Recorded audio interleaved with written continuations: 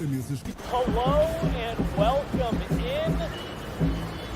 Please do not leave your luggage unattended on the station.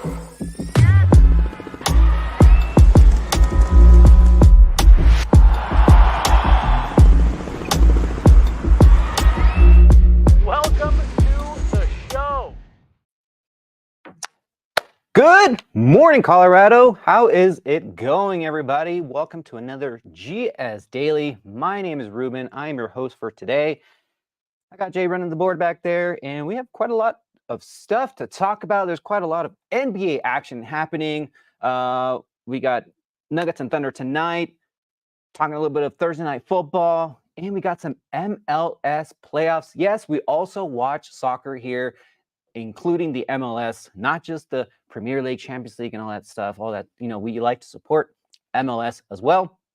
So we got quite a lot of stuff happening today. We got, I believe there's also an Avalanche game happening tonight. So quite a lot of stuff happening. So I can only cover so many topics, but let's get into it. We're going to start off with the Nuggets taking on the Oklahoma City Thunder. Like I said before, the NBA season has been in full swing. Tuesday was the official start of the season with the Celtics, receiving their championship rings, raising their NBA record 18th championship banner, I believe. Obviously, the Lakers took on Timberwolves. But yesterday, there was a full slate of games, 20 teams in action Wednesday night. And we'll get a little bit into that later in the show. But let's talk a little bit about the Nuggets. Because you know what? Nuggets fans rejoice. Your team is back. It's back. Nuggets are back. I'm super excited. I just love basketball. It's such a fun sport. And what better way to obviously start the season by taking on the number one seed in the Oklahoma City Thunder. They were the number one seed in the West last year. And you know what? This is the first step, right, to get over that awful loss that was just looming all over our summer after the Nuggets got bounced by the Minnesota Timberwolves in that Game 7. So we can finally put that away. We can finally put that aside and start fresh. It's a new season. It feels good. It's finally here. So let's get a little bit into it. But, I want to talk a little bit about the Thunder because we know who the Nuggets is, right? Like we know they're the type of – we cover the Nuggets quite a lot here in off court. And so I want to talk just a little bit about the Thunder because this team is very, very good. And tonight's it's going to be a very tough matchup for the Nuggets. The Thunder is a young, stacked team, and they are, in eyes of many, considered a championship contender this year. Now, I guess they're right. I mean, they've been building kind of like how the Nuggets have been building over the years. They've been drafting well. They've been stacking draft picks. And so here they are, right? Like they come off a year where they go up against Dallas and they get bounced in that second round and whatnot, but they're making improvements. And so now they got some playoff experience. And now the pressure's on for the Thunder, right? This is the Thunder are looking to build on what they were doing last year. And the expectation is higher than it's ever been for this team. And we'll see how they handle that pressure because last year there wasn't a whole lot of pressure. They were basically a surprise team, right? Everyone kind of thought they were going to finish in that 4th, 5th seed, but then get the number one seed. I mean, they exceeded expectations like no other. They seem to be healthy. They seem to have a really good core. And the last time this team had this type of high expectation, championship expectations, no less, I mean, you have to think back to when Kevin Durant, Russell Westbrook, and James Harden were in the Thunder, and they were just coming off a finals appearance themselves. So, I mean, that was such a long time ago. And I don't even consider the year that Chris Paul was there with the Thunder because at that point, they were still kind of rebuilding. Shai Gilgeous-Alexander was, I believe he was like in his first or second year. So I don't even count that year. This year, like all eyes are going to be on the Thunder. And with the type of MVP caliber player in Shai Gilgeous-Alexander, that expectation is it's risen to another level. And we'll see how the Thunder handle that type of pressure this year. They seem to have handled it pretty well last year, but again, it was like they were more of a surprise team than a team that you're gonna count them in as somebody who's gonna compete for that championship in a very tough Western Conference. And much like the Nuggets, the Thunder also feature a core four. Right, you got SGA, who I just mentioned, MVP candidate last year. You got Chet Holmgren, who, I mean, it's just like another. I mean, it's less taller than what's his name from San Antonio. I'm like drawing a blank. Anyways, Jalen Williams, Lou Dort, and now they added Alex Caruso to really improve their perimeter defensive prowess. And so Alex Caruso, great addition on the offseason. And so the Nuggets have their hands full tonight. And so I just wanted to kind of highlight a little bit of the Thunder because we talk a lot about, like I said before, we talk a lot about the Nuggets. And I just wanted to kind of emphasize like this is a big game and it's a division game. And so you really want to get these early, especially your division games, because they do matter later in the standings. And if you can get a win tonight, obviously it's great to get that first win, but it's very important for later in the seeding. So get it tonight. We actually caught up with Liv Moots. She was at Ball Arena yesterday, and just like every one of you, she is also looking forward to the season opener. This is what she had to say. Hey, Ruben. Yeah, we're very, very excited for opening night tonight. Denver taking on OKC. OKC was the number 1 seed in the Western Conference last season, so they're a force to be reckoned with. We talked to head coach Malone. He had a chance to tell us that this Denver Nuggets team, is going to require discipline. Don't turn the ball over. Don't dribble into crowds. Trust the pass. He's very excited about what Peyton Watson may bring to the floor as a part of that second unit. CB, one of the last players to leave this court, putting up some three-point shots. So exciting to see him in the starting lineup. But yeah, everybody's excited. They feel like it was a very long preseason. So I think just like fans, the Nuggets are just ready to play some regular season basketball.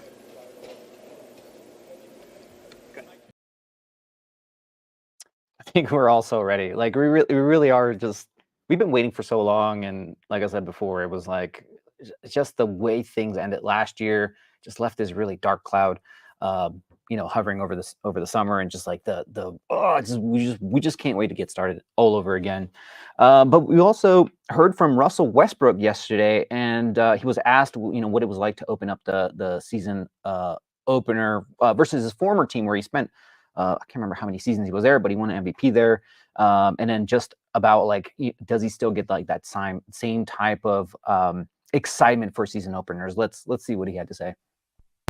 Oh, man, I've already faced him a couple times now, so more than a couple, so no difference. I'm still friendly with staff and front office people there, so always a mutual level of respect, and since day one. Well, because you were there so long, and now you've obviously been a couple places since, does the first home game in a new building and getting to see the fans in games that count, you get do you get a little bit of extra excitement there in the first regular season home game at your new place? No, to be honest. I think for me, I'm always taking every game and cherishing the moments to be able to step on the floor. So the excitement is always there for me. I mean, I kind of feel like he's downplaying it just a little bit, just to not, give too much to the media. But I feel like he's very excited and nothing but good things to say about his former team. And I'm sure he's got such a great relationship with them, because I've never heard anything like bad coming out of the Thunder or out of the Thunder organization that, kind of bashes Russell and vice versa. There's never been like that weird, even after they departed. I don't think there ever was like this kind of bad blood. Obviously, it's kind of sad. I'm sure Russell was kind of sad when he left OKC, but everything in its time. So, but I'm sure he's very excited. We're very excited to see Russell Westbrook tonight, coming off the bench. And we'll, like I said before, Nuggets have their hands full, and it's going to be a fun game. Nikola Jokic, Jamal Murray, Michael Porter, and Aaron Gordon all locked up through 2027. And so, the championship window is still open for the Nuggets. It's time to go get another one. And this is the first task of taking it against the OKC Thunder. That game is tonight. You can probably watch. You can watch it on TNT. It's around an 8 p.m. tip-off, but we never know that's exactly the 8 p.m. tip-off. It's never on time, so expect probably 8:20, 8:30, depending on how the earlier game goes. Anyways, we're sticking with basketball-ish, but we're switching topics. Actually, Altitude Plus. We have word that Altitude Plus is up and running. So you can now sign up and subscribe. I believe it's like $19.99 a month or something like that. It's about $20, which is a great deal. So for those who like don't necessarily like to buy a whole cable subscription or streaming service or whatever, and you just want to watch the Nuggets, this is perfect for you. You can just watch it. I think the only thing that it's not available on is like on smart TVs. I think it's only like a mobile app. So I tried looking for it on my Android TV yesterday. Couldn't find it, which is fine. Whatever, you know, you can always just watch it through. You can always just connect like a laptop or something like that to your TV. So this is awesome. It's just great. I was actually on the website yesterday, and yeah, there's an actual option now that you can start to sign up, and so it's live. You can watch your Nuggets, Avalanche, and I believe the Mammoth are also whenever their games air, it'll be on Altitude Plus. But you know, again. That is not the only source where you can watch your Nuggets, Avalanche. You can also watch it on DirecTV and Fubo TV. But I just wanted to throw it out there just in case you were wondering. Altitude Plus is live, so go ahead and sign up if you want to get some NBA, NHL, and some lacrosse action. All right, well, we're going to stick with basketball, and we're going to talk a little bit about Sixers and the Bucks. But before we do that, I want to talk a little bit about Joel Embiid and Paul George, because they've been kind of like the story of Philadelphia. You know, if you're a Philly fan, it's got to be a little frustrating, right? You know, you get Paul George gets hurt in the preseason, and then obviously Embiid, you know, was hurt last year, and then it's just a weird story. But anyways, Joel Embiid and Paul George missed the season opener yesterday due to injury. Paul George was actually set to make his Sixers debut after obviously he came from LA from the Clippers, and he actually signed a pretty lucrative deal, 4-year, $212 million contract as a free agent. But again, the 34-year-old Paul George gets a bone bruise when he hyperextended his left knee during a preseason game.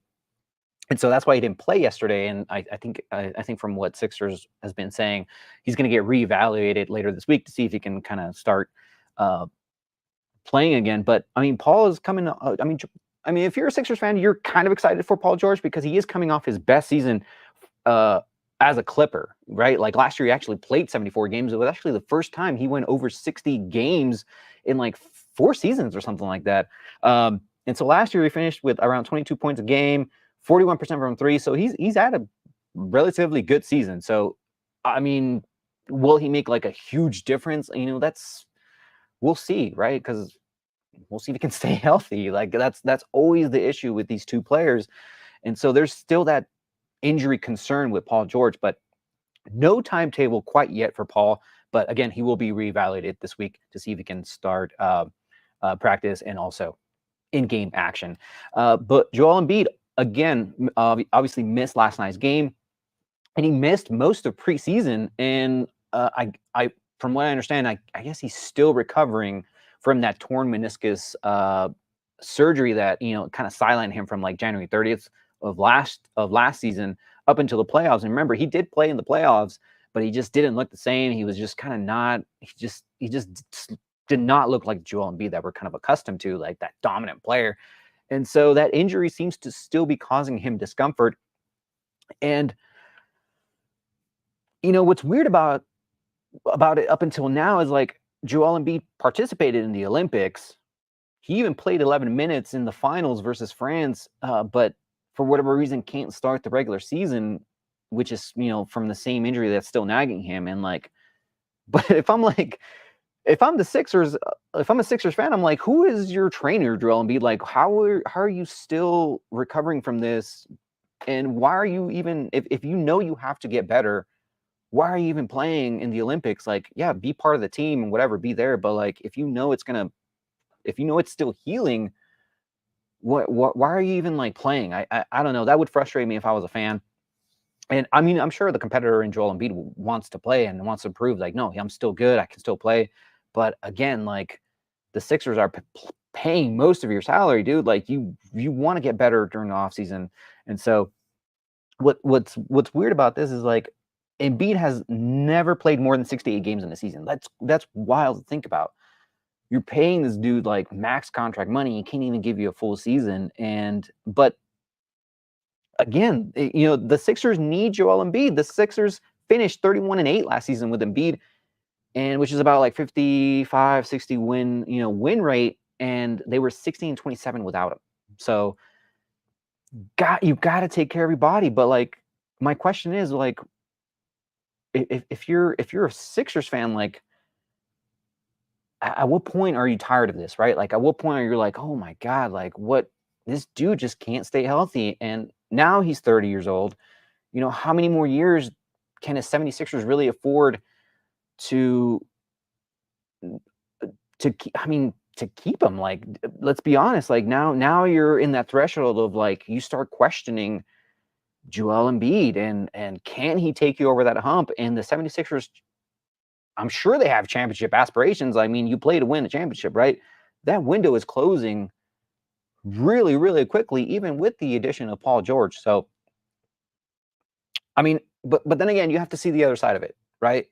If you're a GM, owner, coach, whatever, this dude is your best player.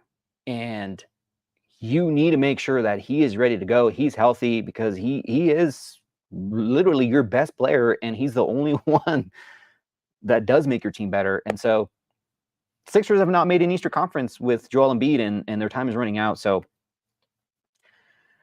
they really need Joel Embiid, and they really needed him last night for the Bucks and 76ers game, where the Bucks just absolutely steamrolled the Sixers. 124-109 was your final. Damian Lillard finished with 30 points. He was amazing last night. 9 rebounds, 6 assists, and he goes 6 for 12 from 3. So he was on it last night. Giannis Antetokounmpo, 25 points, 14 rebounds, 7 assists. But it was actually funny. I guess Chick-fil-A is having like this thing where if you missed free throws, you get like nuggets or whatever. Well, you have to like miss 2 in a row. Well, Giannis, I think he doubled up on giving the Sixers fans nuggets because he missed 4 free throws in a row. So would love to be in Philadelphia and get some free nuggets. But obviously no Paul George, no Embiid. So Tyrese Maxey held his own, and he was actually the leading scorer for the Sixers. 25 points, 6 assists, 3 rebounds, and he's really coming into his own. Like, I was watching some of that game, and I'm like, man, Tyrese Maxey, he's really good. Like, he's quick, he's shifty, he's got great handles. But if you can get all of that together, I think the Sixers can really make some noise. But man, the health concerns for the Sixers is a huge deal, and hopefully they can get it together. Because man, if I'm a Sixers fan, I'm a little iffy about this season, and a lot is riding on Paul George and Embiid to come back and be the player that they know they can be. So, anyways, moving on to Suns and Clippers. But before we talk about this game, which was actually a super, super fun game if you got to watch that, I want to talk a little bit about the Clippers' new arena, the Intuit Dome. This is a really cool arena, I gotta admit. I did watch the game just because I wanted to see like the outdoor concourses and like all these different things that are they're outside, inside, and stuff like that. But this place is super cool. This arena is like state of the art. Like, this is like, it's like self-sufficient and all this other stuff. So here, let me tell you a little bit about it. I'm just gonna read off. I just took it off the website here. It has the largest double-sided halo display. Let's see if you can pull that up, Jay, real quick. Look at that. I mean, it goes all around the arena. That's double-sided, so inside and outside. That's crazy cool, and it's supposed to be 4K. It's about 32 feet high, 623 feet in circumference. Like, that's a huge screen. My first thought when I saw this, I was like, imagine playing video games on that TV. Like, that would be so cool. Halo, racing, Mario Kart, you name it. That would be so cool to like play whatever on those screens. And even just watch a movie would be pretty cool. It also is, the Intuit Dome is also designed to be 100% carbon free with natural ventilation, solar power, and batteries. So again, they were very eco-conscious of that when they were building it. And there's basketball courts outside that people can like play and kind of hang out before the game, which I think is really cool. But it's also a great space for like for the players. They have like state-of-the-art training facilities, medical facilities, anything that the player needs. I think they even have 2 practice courts and an outdoor pool. How fancy is that? I mean, if you go to the Clippers, I mean, you have a much better home than the Staples Center now, or whatever the arena is called. And then obviously they have like this huge wall of like just straight Clippers fans. And I have to admit, when I was watching the game, like it was really loud. It almost sounded, I could barely hear the announcers. And I mean, if it was that loud for a season opener, well, I'm sure people were very excited.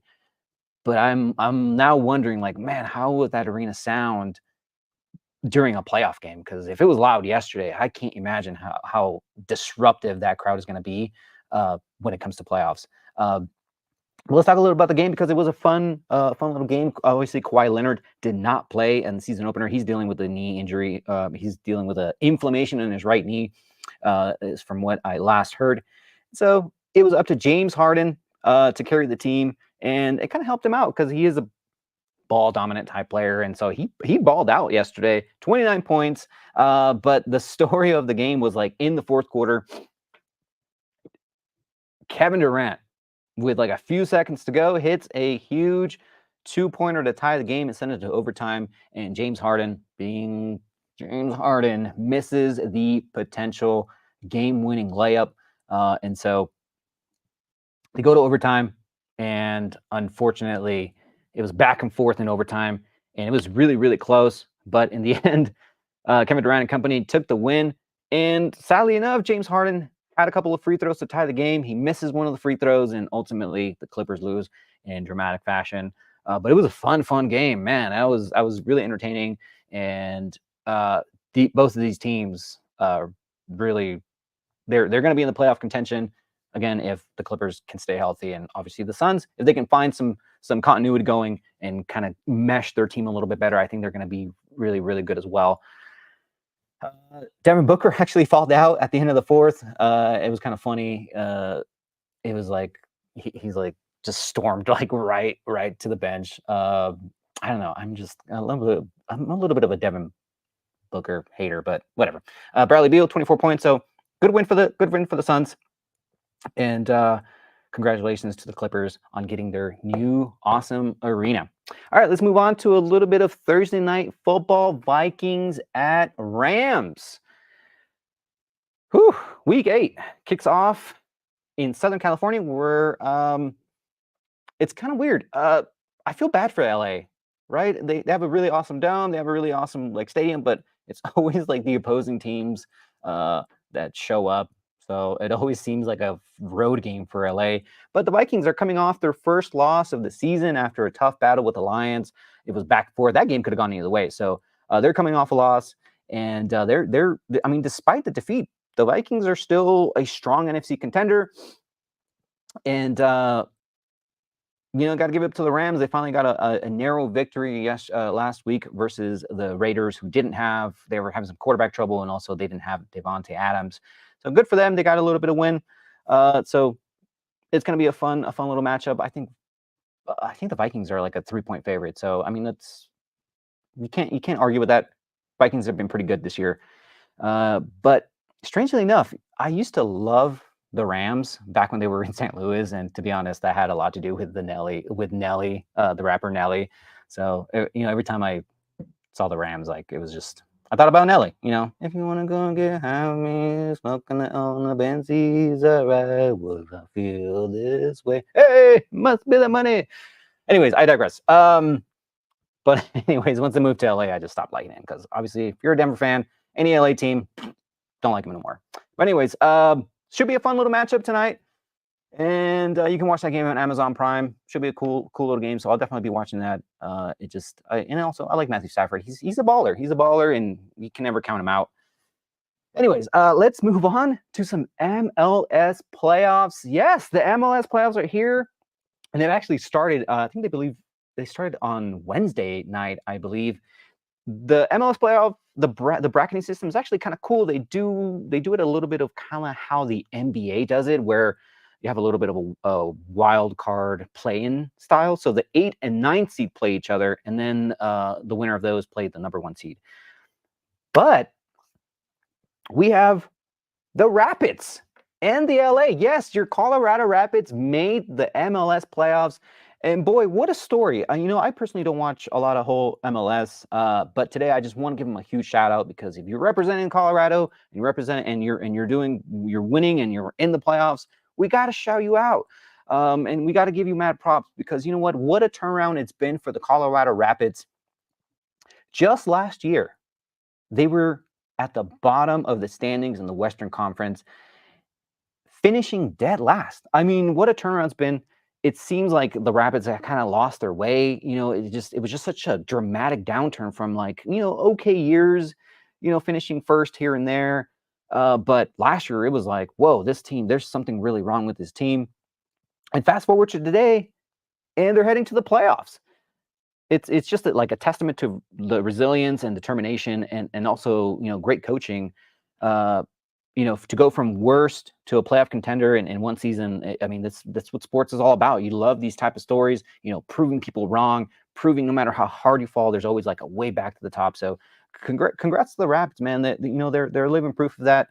And, they face off against a tough LA Galaxy team.